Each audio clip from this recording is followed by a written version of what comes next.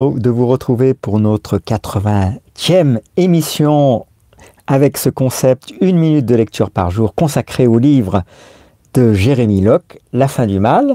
Alors aujourd'hui, ça ne sera pas lecture au coin du feu comme hier, c'était trop sympa pour nous et je l'espère aussi pour vous de se partager ce moment un peu optimiste, intimiste, pas optimiste aussi d'ailleurs, auprès d'un bon feu de bois en plein air.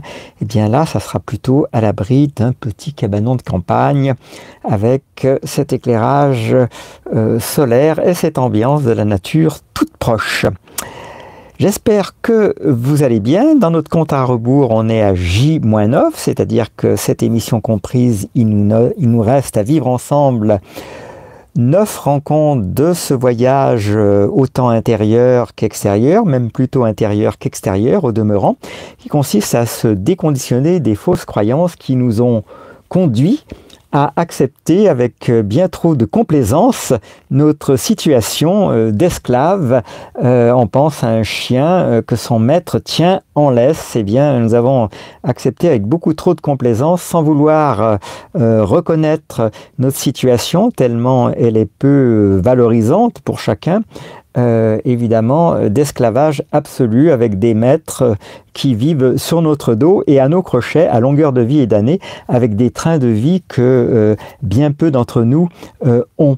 Alors il n'y a rien à voir avec la jalousie, mais en tout cas je ne souhaite pas moi engraisser des gens puisque pour ma part j'ai choisi un mode de vie plutôt simple, une sobriété que je peux qualifier sans forfanterie d'heureuse.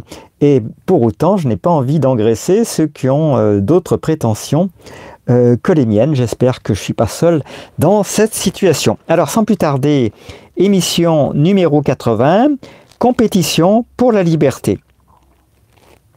À mesure que les gens sont capables de regarder au-delà de la tyrannie de leur propre vie et des différentes cultures sur Terre, ils verront une compétition pour la liberté.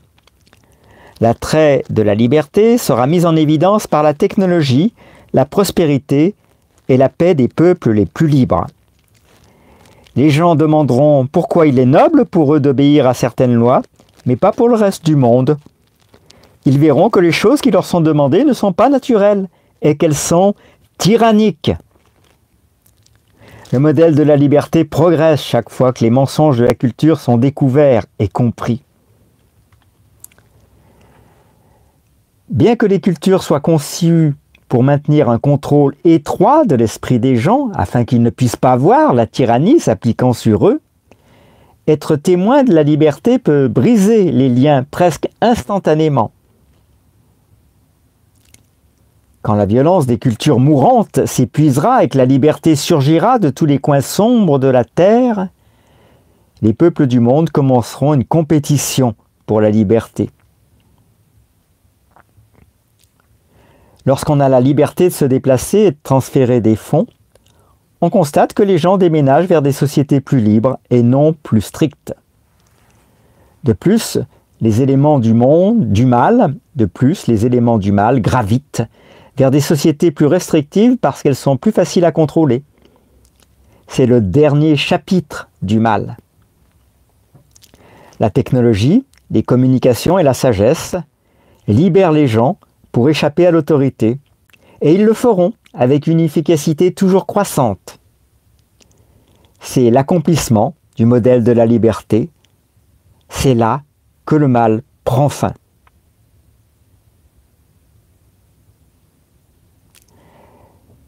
Fin de cette minute de lecture pour aujourd'hui. Alors dites-moi si ce thème compétition pour la liberté provoque chez vous le même effet enthousiasmant, dynamisant, donnant l'envie de faire propager ces idées pour accélérer un tant soit peu le mouvement, même s'il n'est pas certain que nous puissions voir son aboutissement de notre vivant. Ces textes, et ce texte en particulier, sont très porteurs. Alors vous vous demanderez peut-être pourquoi la vignette de cette émission, parce qu'une fois de plus, nous avons passé notre après-midi en pleine nature pour une partie à couper du bois, toujours le résultat des chutes d'arbres et de branches de la tempête. Ça prend beaucoup de temps pour retrouver un espace agréable à vivre et pour, tant qu'à faire, valoriser ce bois puisqu'il est tombé contre notre volonté d'une certaine manière. Et puis ensuite, on a passé un peu de temps avec l'ami Arnaud qui a un projet de développer une petite activité autour, ou une grande activité, pourquoi la qualifier de petite après tout, de voyage en calèche pour ceux qui ont envie de vivre cette aventure. Et bien sûr, pour ça, il faut une jument pour tirer la dite calèche. Alors, nous avons été invités, Léna et moi, à aller voir la jument, si je ne me trompe pas de prénom, du nom d'Iris. Et il s'agissait pour aujourd'hui de la faire passer d'un pâturage à un autre, donc de lui mettre une petite muselière. Tout un petit exercice à ce qu'on a pu voir pour que la jument accepte bien de recevoir cette muselière, pour qu'on puisse la passer d'un champ à l'autre. Et puis en bordure de ce champ où paissait la jument, eh bien, il y avait 3 magnifiques génisses, fort curieuses, magnifiques. Et donc c'est le museau de l'une d'entre elles que vous voyez avec la main de Léna tentant de dialoguer avec elle. Voilà pour la petite histoire. Vous voyez comme quoi une vignette peut mener plutôt loin. Alors c'est avec grand plaisir que je vous donne c'est un licol. Alors qu'est-ce que j'ai dit comme mot inapproprié? Je ne me souviens même plus. Merci de corriger dans le chat. Vous voyez, c'est bien, on ne peut pas dire n'importe quoi et on s'en aperçoit assez rapidement. Donc merci pour votre attention. Et donc on peut pas mettre 36 comment dirais-je, vignettes, donc vous n'aurez pas droit aujourd'hui à la vision de la belle jument de l'ami Arnaud dans les Monts d'Arrée, qui se reconnaîtra s'il passe par là. Il aurait fallu son autorisation. Bref, donc on a opté pour les génisses du champ voisin à qui on n'a pas demandé l'autorisation.